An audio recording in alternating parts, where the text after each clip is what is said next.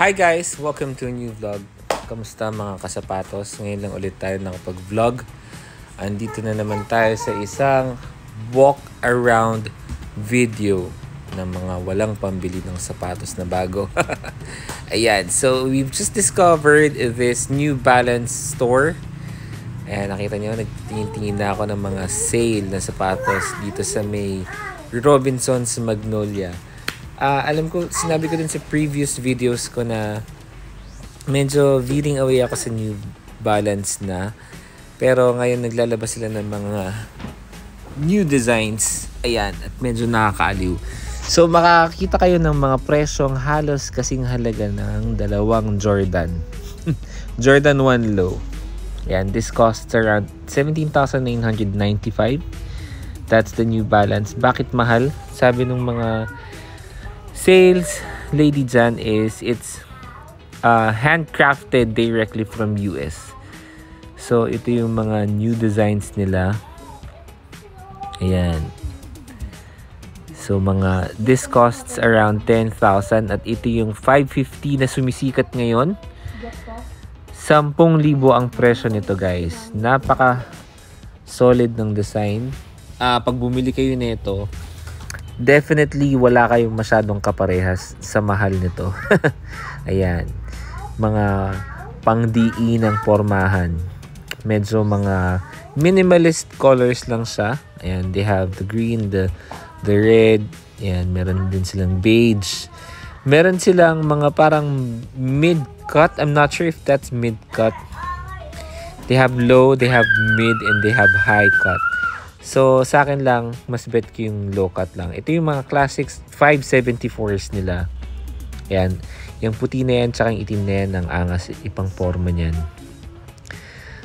Sana lang yung saswelas niya, hindi siya ganun kadali masira. Kasi yung mga New Balance ko dati, naiwan sa mainit na room temperature, medyo nagtuklapan. Pero, that's the same scenario for all other shoes pag iniwan mo siya sa mainit. Ito, 5,000 lang yan, guys. That's New Balance 480, if I'm not mistaken. 480 yan.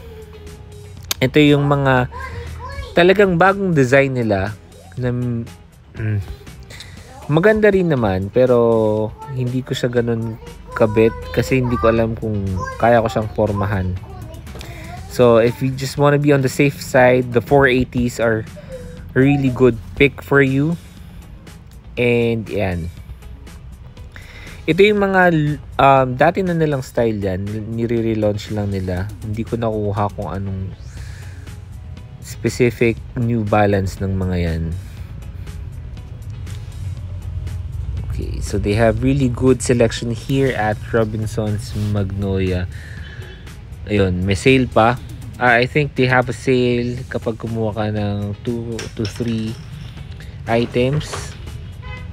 They have less 30%. Okay.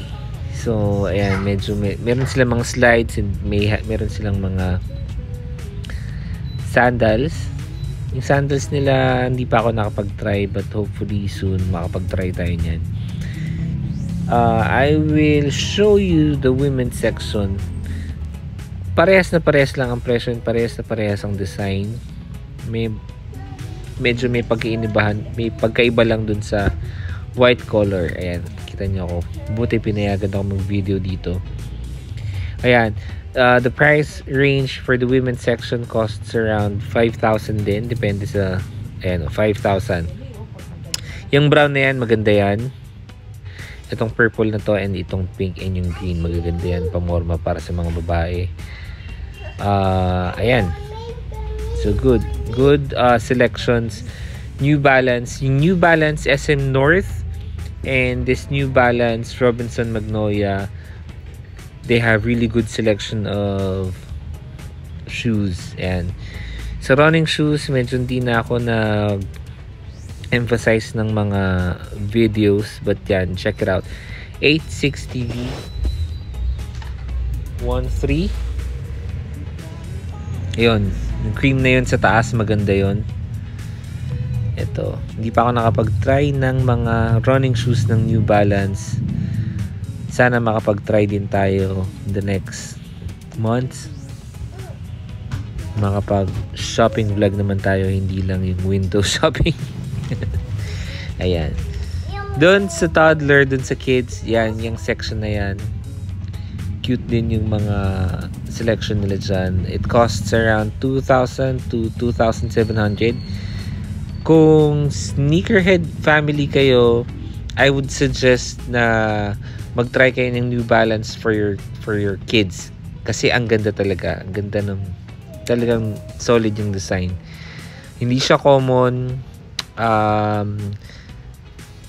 Medyo may kamahalan, but I believe it's worth it. Worth it siya kung gusto nyong wala masyadong kaparehas. Ayan. So, ayun lang. Yan, may mga rin silang single item na sale. Ayan, 6,157 for that sneaker. And this is an official New Balance store here in Robinsons, Magnolia. I think this is on the 3rd floor. Yun lang. Ayan. Thank you guys. Thank you for watching and keep safe.